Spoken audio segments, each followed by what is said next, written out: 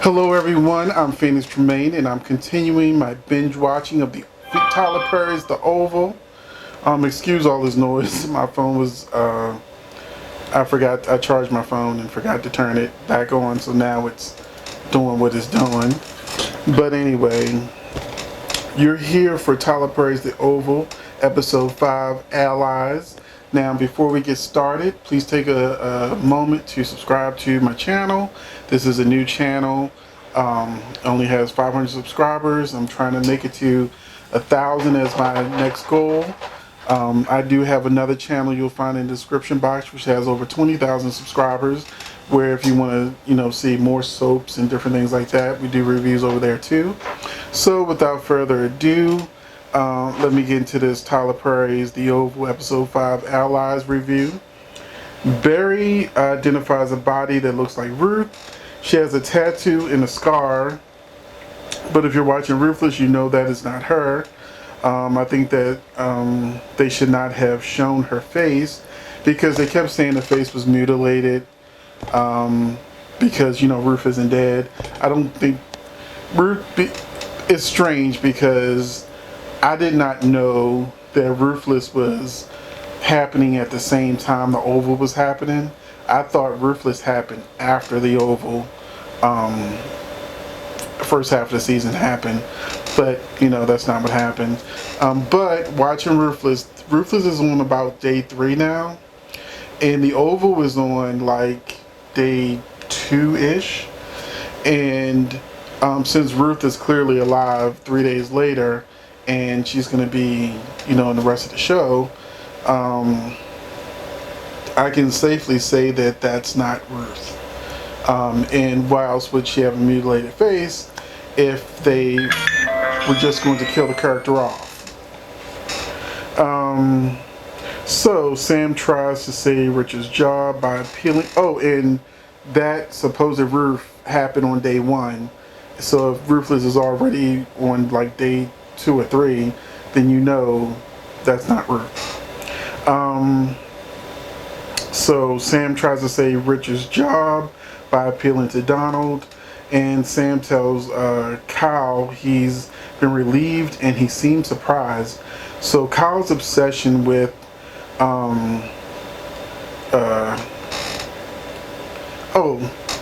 that's why I put this note here, because Sam tells Kyle he's been relieved of his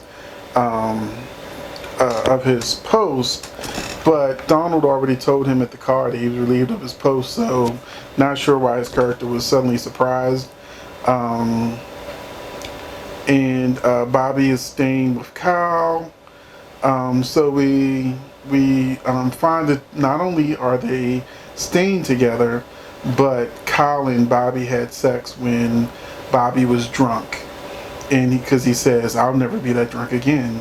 So it also explains a little bit more that, why Kyle was able to touch Bobby, but everything else is because there has been some sort of a connection there, even though he's straight. And so Kyle is just getting away with a little this and a little that. But I do think that at the end of the day, Bobby is straight, but he had one drunken night with Kyle. It happens. Hunter wants Denise to come back and tells Donald to make it happen. So Hunter's obsession with Denise continues, whereas even though, it's upsetting his wife, and Hunter really doesn't seem to care about the job. So all he seems to care about is his dalliances with Denise. Once again, Jason's walking around naked, and this time it's Lolita season. So that was like, I know when people originally watched the Oval, they were freaking out over this kid just running around naked. Victoria goes to Denise's store, and she has the line of the evening when she said, "I hope your lips are better at blowing than lying." And then they have that epic fight. And these fights really remind me of a slightly more brutal version of the Crystal and Alexis fights in on Dynasty, or Chris or Alexis and Dominique is like, you know, it doesn't go too far, but it goes enough to get you like, oh crap, you know. So, you know, it was fun watching that fight. It was a little more brutal than this show's fight is a little more brutal than you would find on the classic shows, but you know, no one ever really gets seriously hurt. I was watching this with a friend of mine, so I've seen this episode 3 times. Good Lord. I've watched the first 7 episodes, 7 or 8 episodes, like with a friend of mine. So when I watch the show, I watch it once to watch it, and then I watch it again as a reviewer. And then my friend walked into the room and was like, hey, what's that? And then we end up watching all the episodes again. So I've seen this episode 3 times, but I've also seen, as I've said, several more episodes. So I'm trying to make sure I'm focused on episode 5, even though I know about other things that will happen later. Victoria, so after the fight, my friend noticed that the bullet hole was missing from Barry's car, and so that was just like continued error. And my friend kept finding continuity errors, like the policewoman's hair in one scene was a little frazzled, and then came back another scene, and then her hair was done, and then they went back to another scene, her hair was frazzled again. So I wasn't finding continuity errors the way he was finding continuity errors, but since I remembered that one, you know, I went on ahead and put that in there. Barry runs off in the car. Nancy demands to know the truth.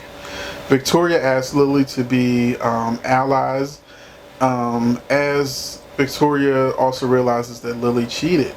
So Lily has no poker face, and the First Lady is able to quickly assess that it's not her husband cheating, which she doesn't know he's cheating too, but you know that she's the one that's cheated. And then after a while, she just dismisses her like she's just done with her. You had better work on, oh, actually, she had 2 great lines, because I wrote another note here that said, where Victoria said, you had better work on holding a poker face or exercising your throat. So we like rewinded that 3 times, so that was funny as hell. So I can understand why this show, when I wasn't watching it and it was coming on, that it was always trending on on Twitter, because there's so much going on, and then there's these great lines that they've been given. Kareen's girlfriend shows up and catches him being too close to Sharon. Sam and Priscilla are dating.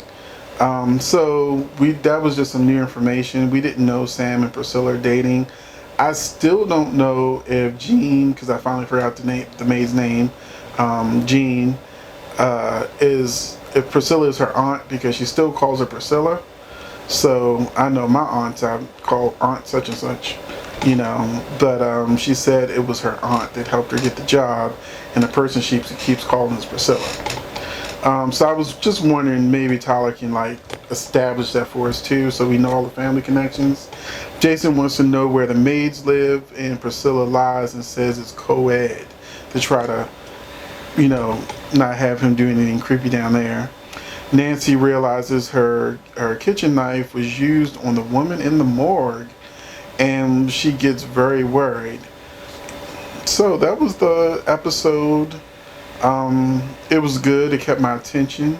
I would love to talk to you about it in the comment section, and I'm going to go ahead and do this Ruthless episode 6 review that I've got ready for you next, and I will catch you in the next video.